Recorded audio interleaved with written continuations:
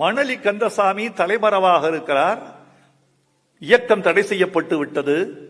அவ்வப்போது மனைவியை மட்டும் வந்து பார்த்து செல்கிறார். யாருக்கும் தெரியாது. காவல்துறையே கண்டுபிடிக்க முடியல. சுற்றத்துக்கு தெரியாது, ஊருக்கு தெரியாது, தெருவுக்கு தெரியாது. வந்துட்டு போறாங்க. இப்ப அவர் கண்டுபிடிக்க முடியல. காவல்துறை மனைவியை கைது செய்தது. நீதிமன்றம் இதுவரைக்கும் தான் தங்கம் சொன்னாரு, மிச்சத்தை வைரம் சொல்றேன்.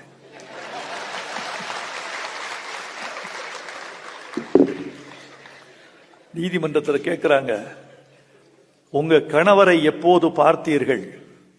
பார்க்கவில்லை. எவ்வளவு நாள் ஆச்சு பார்த்து? பல மாதங்கள் ஆச்சு. பார்க்கவே இல்லை, பார்க்கல. வரவே இல்லை, வரல. எப்படிம்மா கர்ப்பமா இருக்க? அந்த ஆ ஒன்று போதும், 1000 அர்த்தம் சொல்லும்.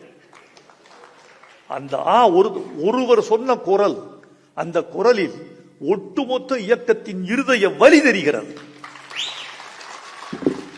எப்படிமா கர்ப்பமா இருக்க? நீதிமன்றத்தில் சில கேள்விகள் அபூர்வமானவை.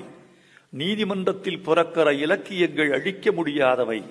இம்மார்டல் லிட்ரேச்சர் எல்லாம் பிறந்தது நீதிமன்றங்களில், மறந்து விடாதீர்கள். அஜிதா என்ற ஒரு தீவிரவாத பெண் போலீஸ் கஸ்டடிக்கு பிறகு நீதிமன்றத்திற்கு அழைத்து செல்லப்படுகிறாள். நீதிமன்றத்தில் கேட்கிறார் நீதிபதி, உனக்கு திருமணம் ஆயிடுச்சா? ஆயிடுச்சு. குழந்தை இல்லை.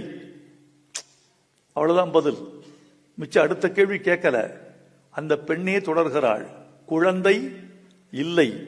அவளே சொல்றா, ஆனால் நீதிபதி அவர்களே, உங்கள் போலீசாரின் லத்திகளுக்கு மட்டும் விந்து பீச்சு ஆற்றல் இருந்திருந்தால் நான் எப்போதோ குழந்தை பெற்றிருப்பேன்.